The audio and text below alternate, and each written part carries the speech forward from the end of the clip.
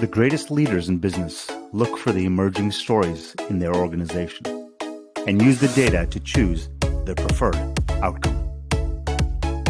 What outcome do you want in your business?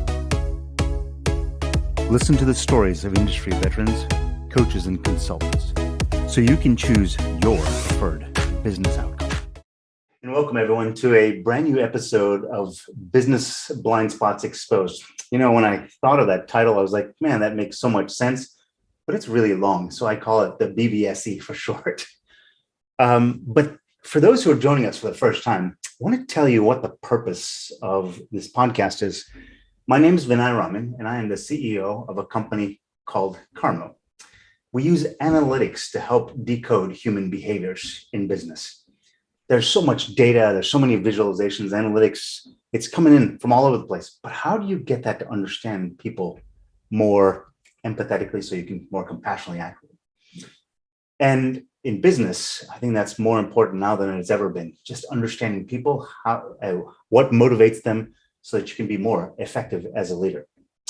So I try to bring in people who are experts in their own field with another dimension of people and how they get people to reach new goals, new heights, new levels of performance. And I think today I have an incredibly relevant guest, Caleb Krueger. Caleb, how are you doing today? I'm doing great. How are you? Thanks for having me on. Absolutely. I'm actually really very excited about this because Caleb is not in what I'd call a traditional business role in the sense that he's not running a company. Rather, he's your appropriate title, if I get this right, is your head strength and conditioning coach for the University of North Carolina's women's basketball team. And as soon as I met you, I was like, gosh, I think there's some lessons to be learned there. Caleb, I want to kind of start maybe just with an open-ended question. Strength and conditioning. Do you ever feel like you got to push people to another level that they've never seen before? Wow. Yeah, no, I definitely think so. I think, I'm going into my fifth year full time in this role. And I think every year I realize how much more it is than just strength and conditioning and just working out. I think that a lot of the impact I make is actually, the weight room just becomes a means to an end for some of these people. So it's not necessarily like seeing bigger numbers, and obviously we all want to be better performers on the court. That's why we're here. But at the same time, just seeing people grow personally and professionally has kind of become really my purpose and what I do. And just the way I get there is by making people bigger, stronger, faster. So I'm going to throw this word out there. Tell me if it resonates with you. This idea of mindset. You're as much as you're about getting them to move some iron or move faster, it's as much about shift of mindset. Is that a fair statement? Oh yeah, no, for sure. I think when dealing with 18 to 22-year-olds, a lot of people have never been outside their comfort zone before. Everyone has lived with their parents up to this point. And coming in as a freshman is hard. It's not easy. There's so many changes. So kind of my role, especially in the summer months, is to make sure that I'm trying to be an advocate for bridging that gap, where, you're no longer with your parents. You're around 20, 30 new people that you haven't really spent quality time with before. And in the summer, our big focus is in training and in strength conditioning. So yeah, totally. So we came up with a title for this, and I want to read that title for you just because I think it really kind of aligns sort of how we think at a deep level. And it says 1% every day is the recipe for athletic, and in parentheses, and business success. I want to kind of dig into that, but first I want to tell people a little bit more about who you are and kind of your background. And I've got some lines from a bio from you, and I'm going to paraphrase a little bit of this, but so you said you're entering your fifth season in this type of role. You're an assistant strength coach at the University of Kansas, working with the women's basketball, softball, and assisting with men's basketball. You were a dual sport athlete yourself in track and basketball at Ottawa University. So you've kind of been there and I suspect experienced some of those growing pain mindset and growing pains as well yourself. Yeah. You earned your bachelor's degree in exercise science and a master's degree in exercise and sports science from the University of Kansas.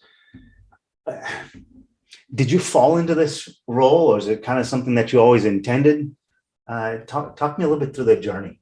Yeah, no, that's a great question. I think through high school and early on in college, I always knew I wanted to be involved in athletics. I think the means to how I got there, I wasn't sure about. And I was just really exploring. And then, obviously, like you said, when I was in college, I was basketball and track.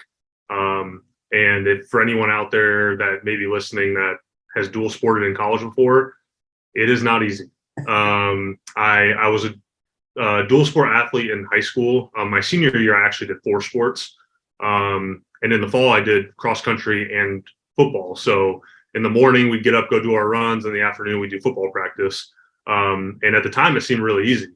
But college is just a whole nother beast. Once you get there, just the competition in practice, the competition on game days or meet days, it just is at another level.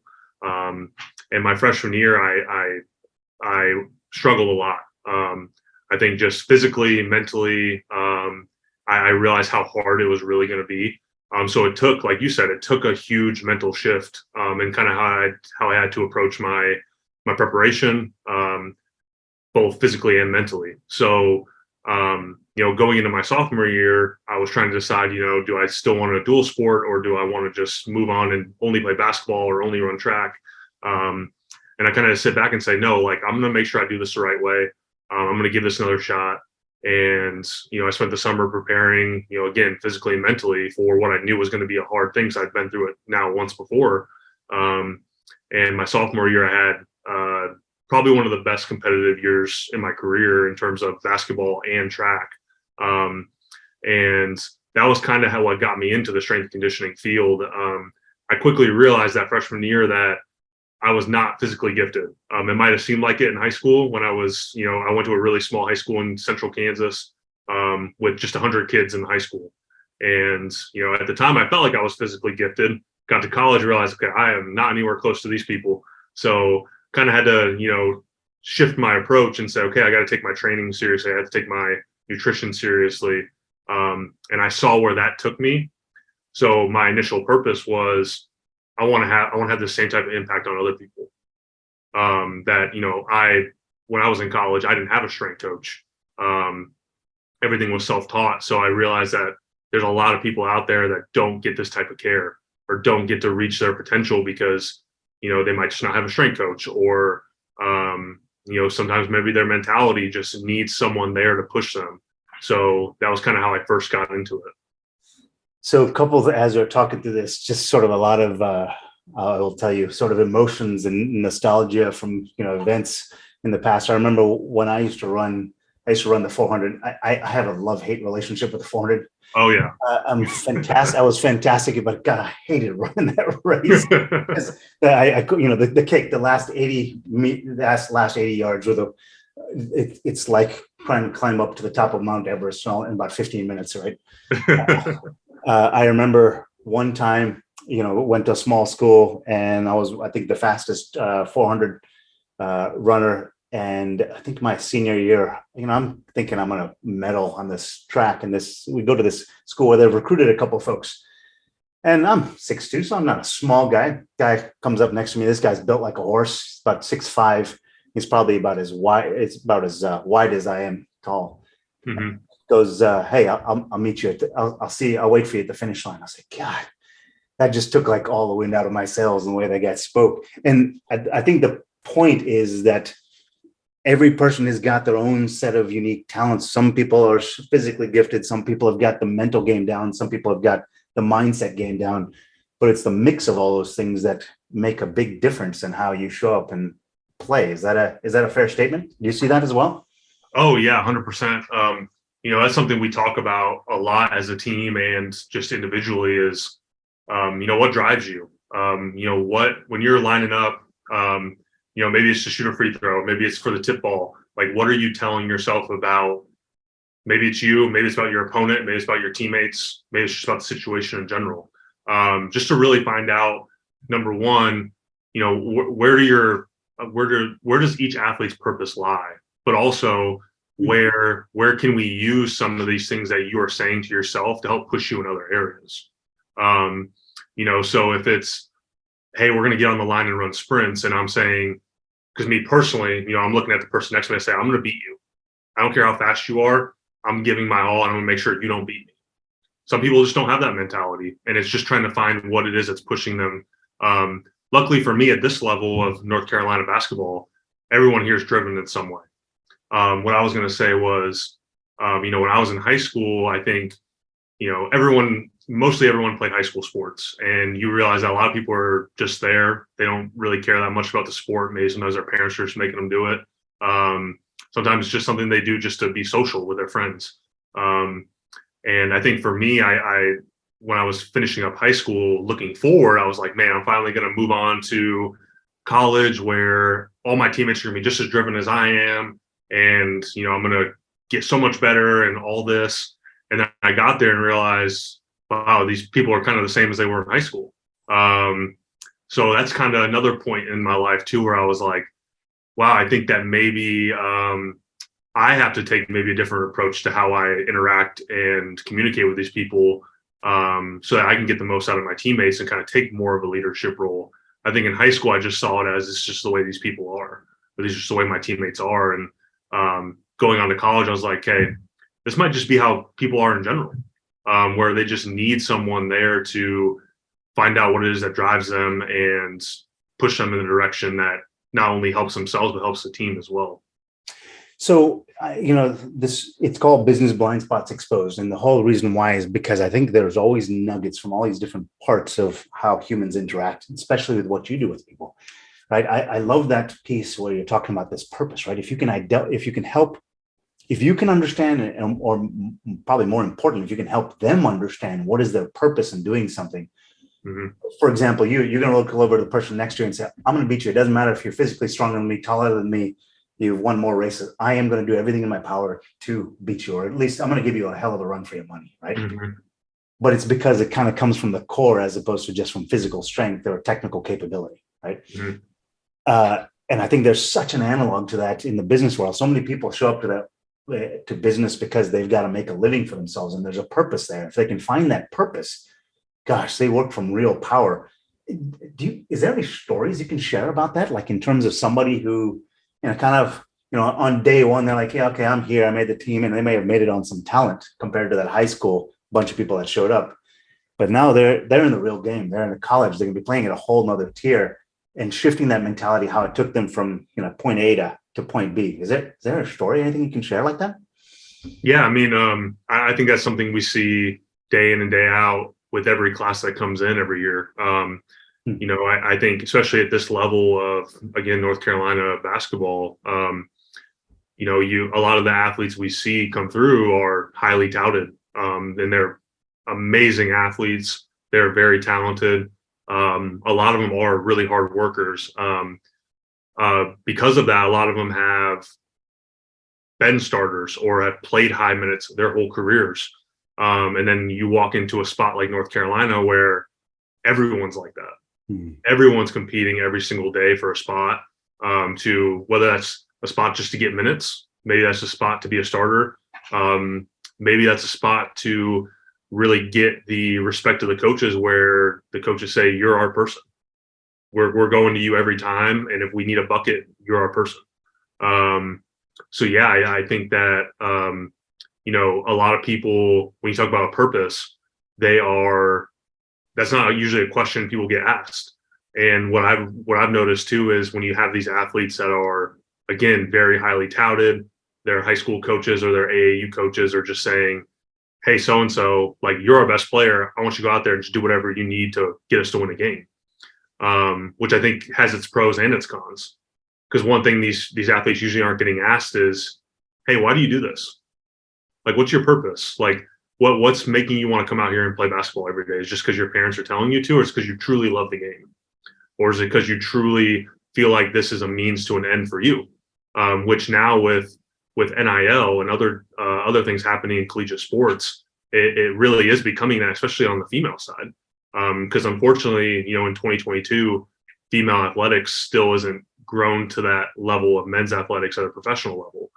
It's getting there, it's getting closer, but it's not quite there yet. So with NIL, it's becoming truly, like, we're seeing it with even some of our athletes where they're out making deals and wheeling and dealing, and it's getting to a point where they can truly say, like, basketball is a means to an end for me. It's not just a hobby. It's not just something I'm doing to pay for my education. Like, I can see this being something that I'm involved in for the long term. So just in case people don't understand, can you walk through what NIL is just so they understand sort of the context there?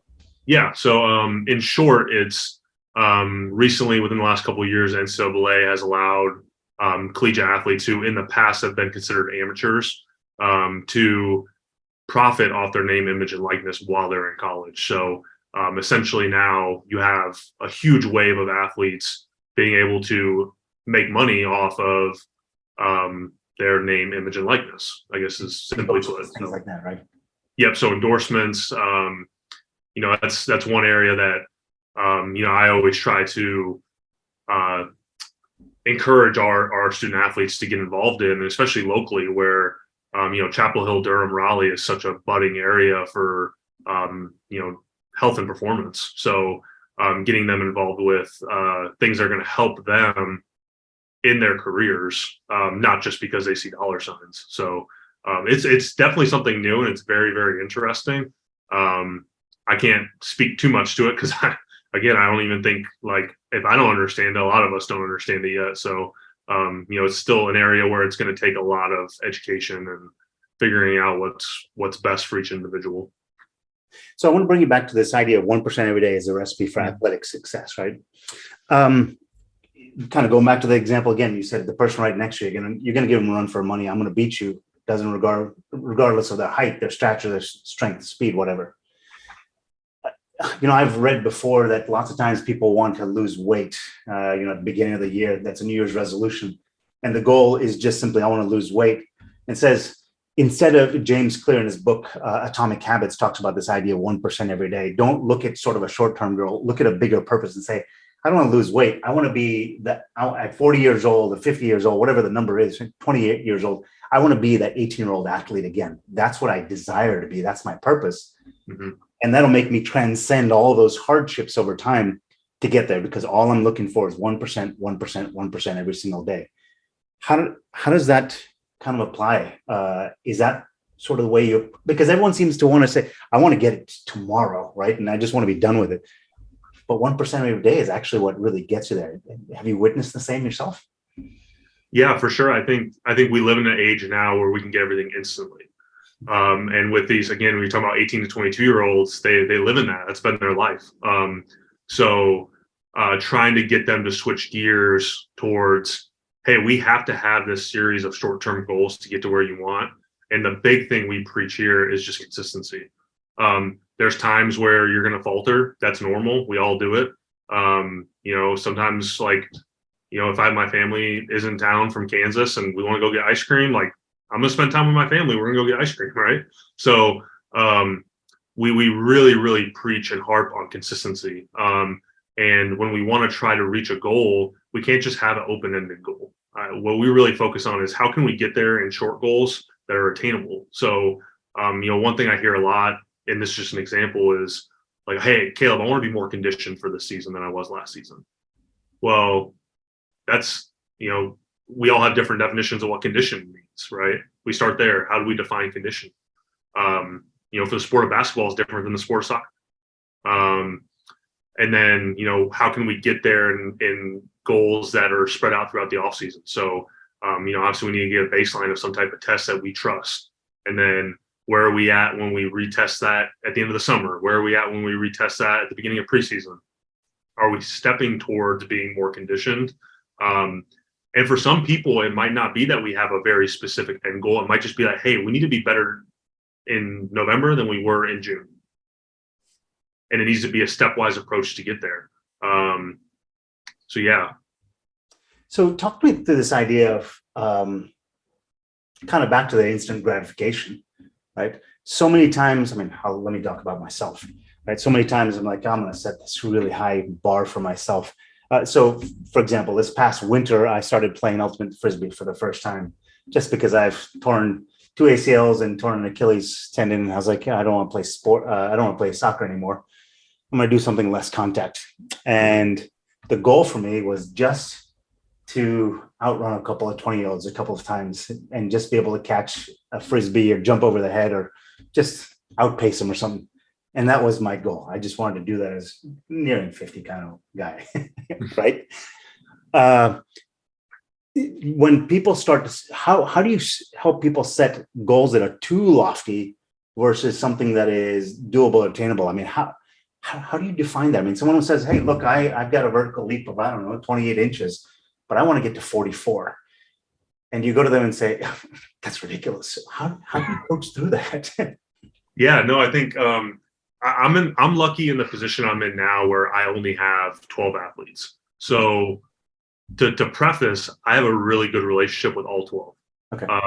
So getting to understand, again, their purpose, their mentality, how they kind of cope with their career here, whether it be 3, 4, 5 years, however long that may be, so that we can really focus on, okay, what's an obtainable goal that is going to step us towards where we want to get to.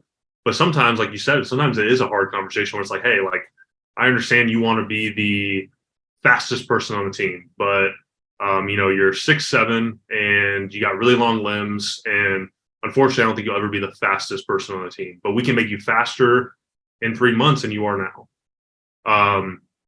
And just trying to hone in on, okay, what are people's strengths and weaknesses? Like if we feel like your speed is your weakness, then we can work on that for sure. We want to up your weaknesses, but also be able to spotlight your strengths. So we want you to be confident in what you're strong at. For instance, like if we have post players that are just really, really good inside the paint, they defend well, they're really strong, they're physical. That's where we want you to be, right? But that doesn't mean we don't want you to become a better mid-range shooter or whatever that may be, right? So I think it depends on a lot of different factors, which in athletics, that's generally the answer we give for a lot of questions. It depends because everyone's so different. And, we have 5 post players on our roster and they all play the game so differently. So look, I've played basketball sort of recreationally. I've played in a couple of leagues. I played a lot more soccer and lacrosse and things. And, a goalie is not a forward, is not a midfielder, is not a fullback. A shooting guard is not a center, it's not a power forward, it's so on and so forth, right? We've all got talents. And I think what I'm hearing from you is, look, let's try to negotiate and understand what role best fits you and start to accentuate those strengths that play into that role really well, because that makes you a superstar in that role, at least for the team, for the sake of the team, right? You have some clarity as to what piece you play, what you do and what you don't do. And then we can start to build goals that are associated with that. Is that a fair way to say that? Yeah, definitely. I think the word that you said that really is really important there is clarity. I think that I've been in a lot of positions before where maybe the roles aren't clear. And whether that be for me professionally, where maybe my role is not clear, or for the athletes where maybe their roles aren't clear. And I think that's where it comes down to a lot of collaboration between me and the sport coaches, as well as like our athletic trainers and our psychologists. At North Carolina, we have every resource possible. So making sure we're all on the same page for each individual to make sure that we are, like you said, pushing them towards being able to accept a role and be really good in that role, but also not being comfortable in that role to the point where you're just there, right? You got to have that nice balance between, I understand my role and I'm really good at it, but I'm always pushing for more. Yeah, it's funny in the business world, in the professional setting. I mean, I know I've worked in companies where, they put a nice job description in front of you when you get hired for the role. But it might be another, they say 12 months, you're going to get your annual review, and 19, 21, 22 months later is when I finally had the annual review. It's really difficult to get a lot of clarity when there's so much of a gap in between what I believe I'm supposed to be doing and what I'm being told the role is, right? Creating that clarity. And I suspect that there's some element of ease in basketball because there's only 5 real people on the floor at any one point in time, and they've got differences, and you get to see it externally through basketball games, professional, whatever else, where you get to see this stuff. But I still hear that clarity discussions still continue. It does, and I got to imagine as the strength and conditioning coach, you're constantly iterating on, hey, here's that plan of action you're creating, but here's the role that we're trying to build you into. Does that still matching and constantly aligning those points of light? Does that make some sense? Yeah, no, definitely. And I think that goes back to, so like this is an example is in the off season, especially like right when we wrap up NCAA tournament play. Usually we come back in the spring for a couple of weeks, kind of do some postseason training, just get our bodies kind of recovered. NCAA tournament's a long ways from the beginning of your season. So basketball is the longest sports season in college. It's insanely long.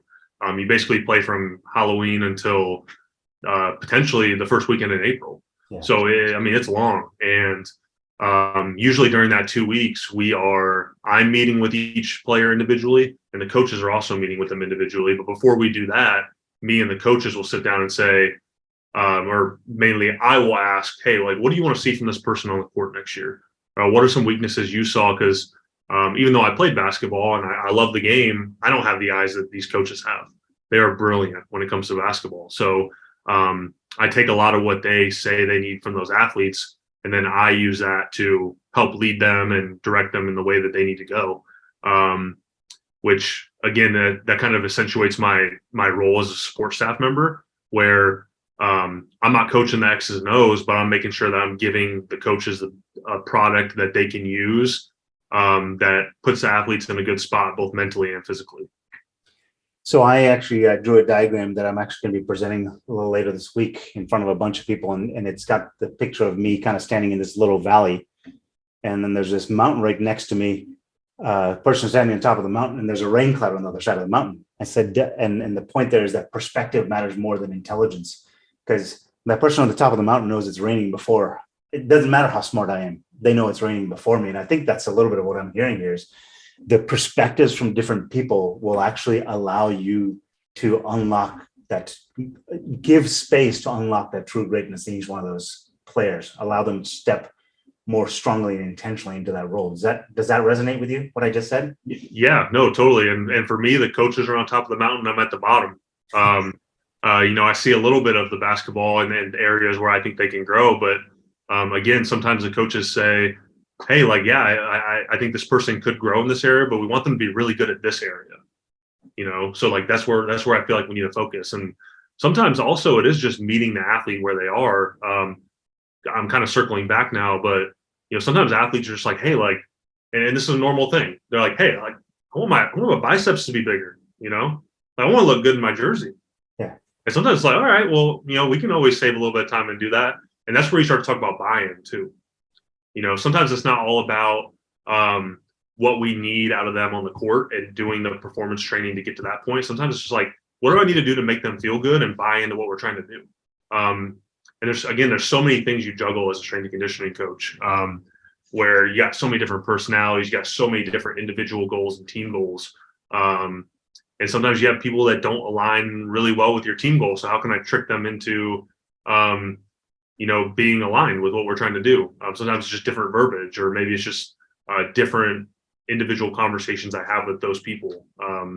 So yeah, that definitely resonates. Yeah. So look, I know of organizations. I feel like I work for organizations myself, which is, as you're talking, I keep thinking to myself, this has come up multiple times in this conversation. I don't know why we don't call managers coaches instead, because really all a manager is supposed to do is to understand where you are and kind of lift you up to the next level, which is what a coach does, right? You're supposed to unlock that superstar performance on that person's terms. But I've seen so many organizations or people, I've worked for organizations where each individual is different, is a probably pain in the ass for them, right? Mm-hmm. Come on, I've got a one-size-fits-all approach, and everyone the beatings will continue until morale improves. It's kind of the way it feels sometimes. Yeah. What do you think would happen in your organization if you treated it that way? You say, hey, there's 12 of you. I've got a regimen for every one of you that I want every single one of you to do, and I want you to follow it to the T. what do you think would happen? Wow, that's a really good question. I think that the first thing we would see is, I think that the buy-in would be much lower. I think the engagement would be much lower. I think that for me, the area that I pride myself in is, again, getting the individual what they need and what they want. Sometimes those things don't always align, as we know. Like, again, I want to eat ice cream every night, but I know I don't need it. So, ooh. I mean, I think what I'm hearing from you is just this idea. I mean, it's hard to speculate in sort of a situation like that, but what I hear, I mean, already hearing is sort of this level of engagement would probably drop.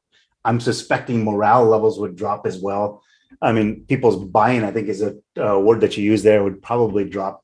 I mean, it's almost, you can't think about how you could go back to the other way. It's just too massive a shift backwards. Is that a fair statement? Yeah, no, I think that's a good way to put it. I just, to be honest, I just couldn't see myself doing it that way. So it's hard for me to like sit back and say, like, what would it be like if it wasn't that way? You know what I mean? So, because for me, like, I think that I've always been that way, and the relationships, I think, are the most important part. So if we're not building the relationships, and again, I'm blessed I only have 12 athletes, so it's super easy and super, functional to be able to build those relationships, because and on top of that, this is the only team I have.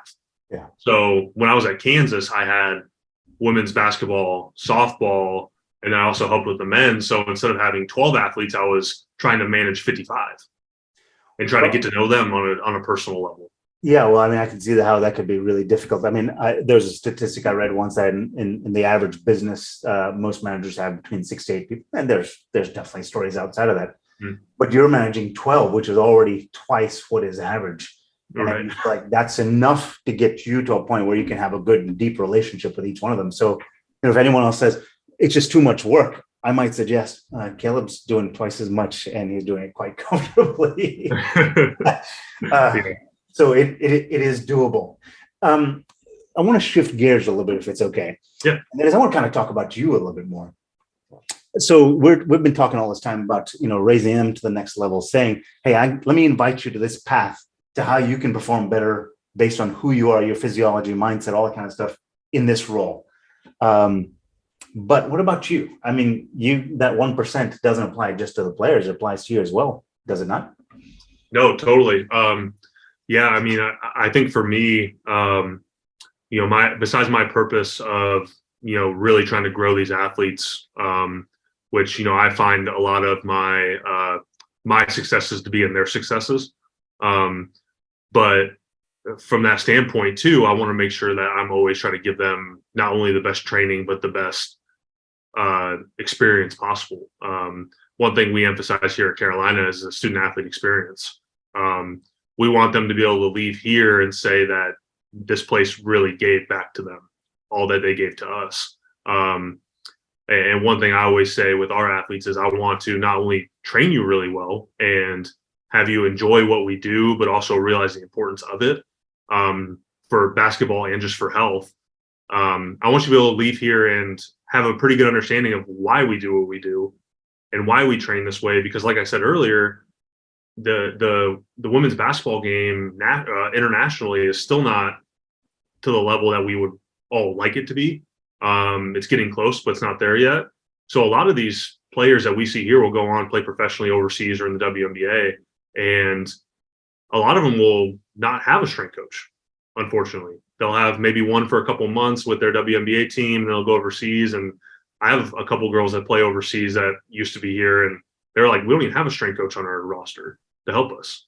So I want to make sure that they know what we do and what works for them, and they can train themselves on their own, or at least have a good guiding principles as to what we do in terms of like prep for a game, or what are we doing in the off season to make sure we're staying healthy or getting healthy. Because again, basketball is a grueling sport. So yeah, I mean, I for me, the 1% is making sure that I'm not only giving them the best performance training I possibly can, because in the world of strength and conditioning, everything comes back around. So we're at the point now where there's not a lot of new ideas out there. Usually they're just old ideas that were just kind of reframed to be different, which I'm sure you've dealt with as well. Um, so for me, it's just making sure I'm networking, I'm meeting with people that are doing really cool things. And then on top of that, my 1% too is just really taking care of my home life too. That's another area where, with my work and then with home, those are my two areas I'm always trying to push and be the best that I can. And whatever means that is, or whatever areas that interest me, that keep me engaged, so that I'm not um, like losing my focus or losing my engagement in it. Which it all happens to us. If there's something that I'm trying to accomplish at home, but I'm just not loving how I'm going about it, and I'll find a new way to do it. So yeah. So, I mean, I think if I could read between the lines there, I heard a lot of kind of talking along that line of purpose, right? There's 10,000 things that, shiny, glittery baubles and objects that are out there. But there are two things that really kind of keep you, your home life and your professional life. Those are the things that keep you on the straight and narrow as far as focused and growth, right? So just as much as you preach it, you're also living it yourself, is kind of what I heard there. Is that right? Yeah, no, definitely. And I think that's, when we talk about buy-in, I think that's an area that is important to making sure that our athletes are buying into what we're feeding them. If I tell our athletes that we should be eating a wholesome breakfast every morning, but I'm coming in with a bowl of cereal, that doesn't really paint the picture that I'm trying to tell them. So, and for me too, I'm lucky where my home life is very involved with my work life. It's not two completely different, separate things. So they kind of go together really nicely, and there's nice overlap. Like my wife loves coming to the game. She loves basketball. She played basketball in college. So it's really, really helpful when you have that type of support at home as well. Well, I mean, we met at an event together. I mean, that's kind of how through your wife, actually. So I very much appreciated that event. For anyone who doesn't know, there's a local organization called Gigi's Playhouse, which builds a community around people with Down syndrome. And since one of my children has Down syndrome, that's how I had the opportunity to meet Caleb and start to have this seed of the conversation here very quickly, with lots of kids throwing basketballs around. That was a fun event. Oh, it was awesome. Yeah, that was fun on lots of levels. So, one other thing I think that is interesting when you look at all these different dimensions of how people what they do in the world and how they appear and what they've got to deal with. I mean, there are probably higher pressure situations that your athletes deal with than the average Joe working for a company. I'd say, generally speaking. I would also say that companies would love to keep their employees for 30 years. I don't think that's ever going to be an option for you guys. Right?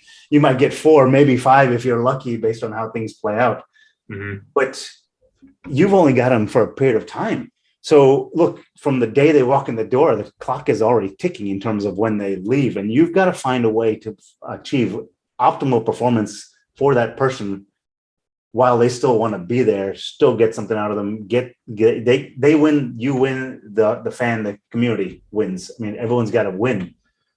And where that came to that was just sort of this idea of the legacy of people walking out the door. They've got to kind of set the stage for people that are starting to walk in the door. Is that a fair statement? Yeah, definitely. And I think that's something we talk about as a team a lot. Luckily for us, Carolina's pretty prestigious. A lot of times the picture's already been painted. And also coming from Kansas, it was kind of the same deal there. So now for us, each group that comes in, it's how can we keep pushing that level forward? And there's always areas for growth, and there's always areas that we feel like we can do better. And that's why this time of year is so important, is to sit back and talk about it.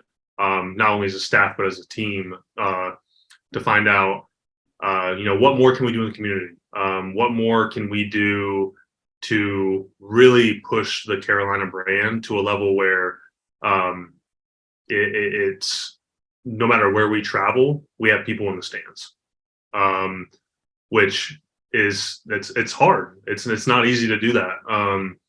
So it kind of goes back to the 1% and just, hey, what small areas are we like, hey, these are our weakest points.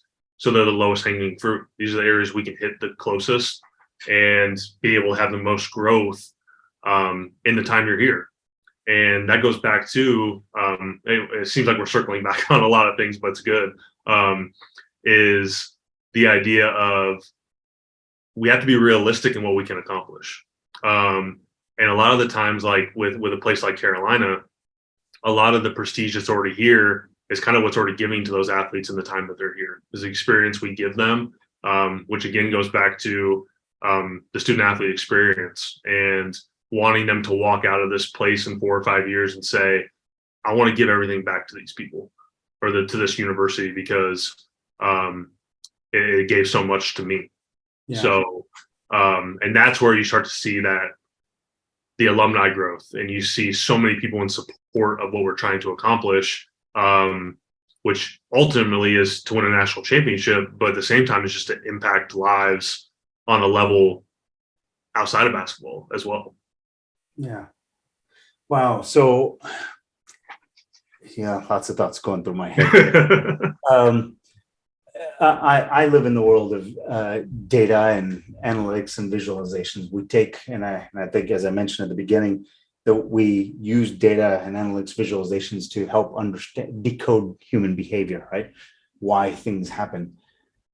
Sports are already fantastic for their immersion within data. I mean, you go to any college or professional sport, data. I mean, it can come out of your ears. Sometimes more than I think you could probably ever digest. I might even suggest. How does that fit into how? Tell me about how you integrate sort of with your whole coaching philosophy, plus these facts and these data and metrics that are constantly coming in. You can get overwhelmed by this stuff. You can get overwhelmed by this stuff. How does that all integrate together? Can you paint me a picture of that? Yeah, that's a really broad question. But yeah, I mean, so I think I'll start with saying that a lot of the times when it comes to, I think athletics is an easy area to say that, hey, our performance is very strictly based on the numbers we see. So if we're improving, then we should be shooting a higher percentage, or we're scoring more points, or we're defending better, or whatever that may be. But to get to that point is more than just strength and conditioning. There's so much more involved. It's the same idea as like talking about injury.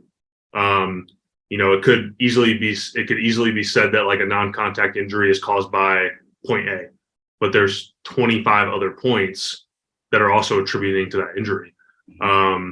For us here, for me personally, I guess I should say, in strength and conditioning and performance for the women's basketball team, we use a system called Connexon, which is basically a little, it's about the size of a $50 little tracker that they wear in their shorts. And we wear it for everything we do. So every practice, every individual, every shoot around, every game.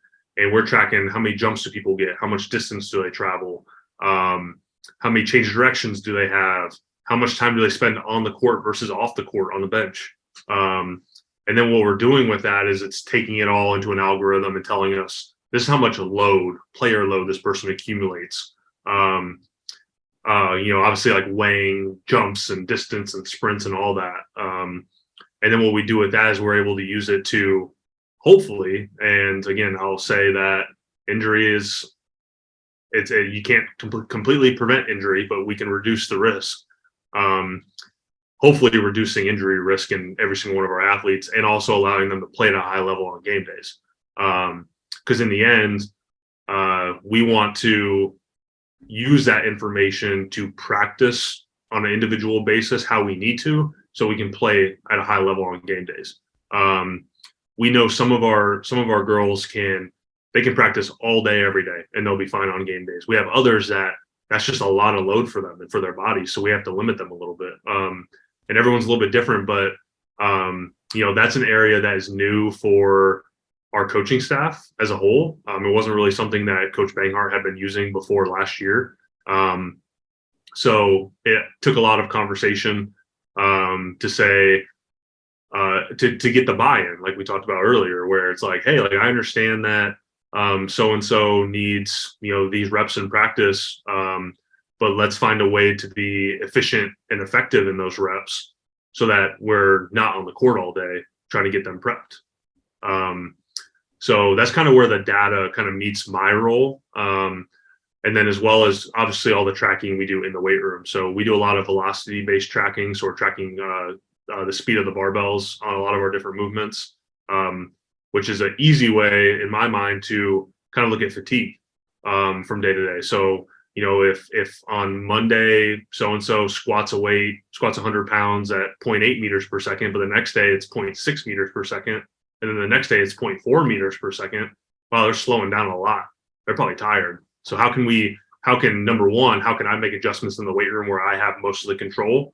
And then number two, how can we make adjustments on the court to make sure, again, they're prepared on game days when it really matters? So there's a lot of integration in data between me and the athletes, as well as from me to the coaches. And then the coaches obviously use tons of different data metrics in terms of like hot spots, where people are shooting the ball well, all that stuff.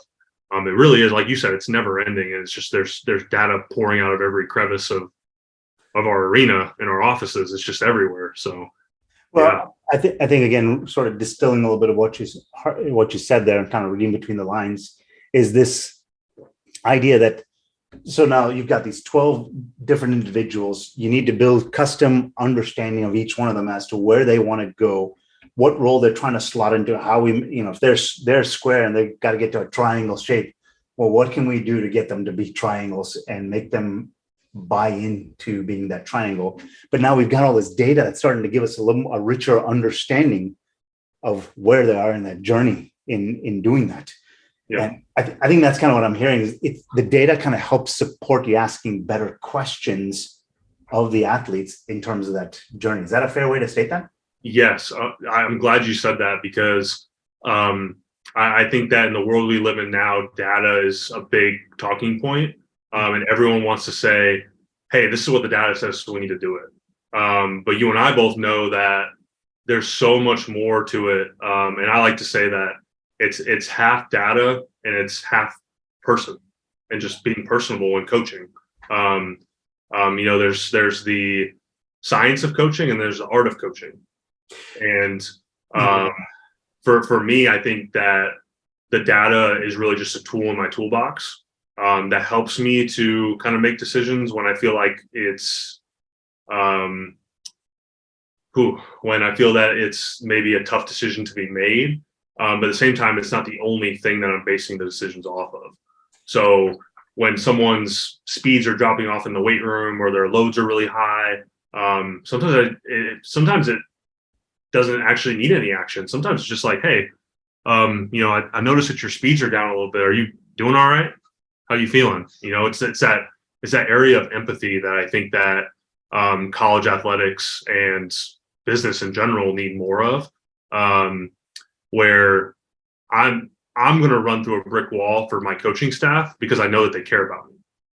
So I'm going to be in the office and I'm going to be working my butt off and making sure that these girls get the training they need, because I know that the people I'm working with care about me and care about the girls as well, as much as I do. Wow. So lots of times when I talk to business leaders, I call myself a data empath. And the idea is that empathetic understanding of a human allows you to act compassionately as a coach or manager or leader, whatever the case may be. And the only way I can do that is by asking better questions, and data leads me to those better questions. And I think that's kind of what I've just heard from you as well. So I'm really happy to hear that. Yeah. Caleb, we're getting towards the tail end of the time that we'd set aside here. And gosh, I feel like we've covered a lot. We've talked about the 1%. We've talked about treating each one as an individual and trying to help them see how they fit into a role as part of a larger team in this case, right? Which I think is for pretty much anyone in any role, anywhere.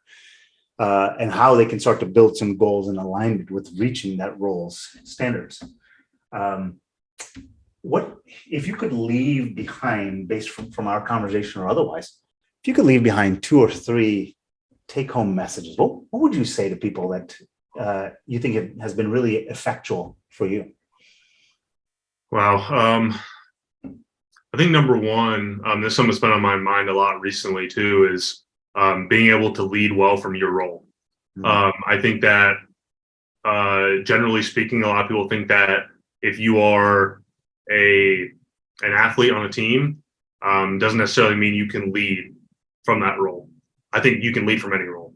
And I think that's an area that a lot of businesses, organizations, teams could really benefit from, is having that approach. And then I think when you talk about trying to instill change, I think that having a purpose and being consistent are the number one, I would say 1A, 1B in terms of trying to successfully make that change. I think not enough people ask about purpose. And I think that's such a big point when it comes to trying to figure out how to manage and lead people. Because even in college athletics, there's people that don't love the game, and there's people that really, really will die for the game. So understanding things like that will help to lead those people better. And then lastly, just kind of like we finished out with, I think empathy is such a huge missing piece for a lot of people. I think that's where I succeed a lot, and that's where I'm able to get a lot of the buy-in from our athletes, is just really showing them that I care and love for them, and that their physical, mental health is my number one priority on a day-to-day basis. So I'll never put them in a situation where I feel like they'll be hurt or that will affect their mental health negatively. But I'm also going to find ways to push you and challenge you to not only be better on the court or in the weight room, but also be better in other areas that really matter more long-term than playing basketball. Because if most people listening are like me, I can't get out on the court every day anymore. and I'm only 26. So there's so much more to life than just basketball. So I would say those are my three big takeaways. I like it. For anybody who's been listening, hopefully you got a lot out of this. I enjoyed the conversation for sure. It's interesting how much overlap there is between the business world and the sports world, and there's so many lessons that can kind of just go back and forth. So I appreciate you taking the time to listen. But Caleb, thank you for spending some time and sharing some of your valuable time with me and some of your nuggets of wisdom. Thanks for that. Thanks for doing that. Yeah, of course. Thank you.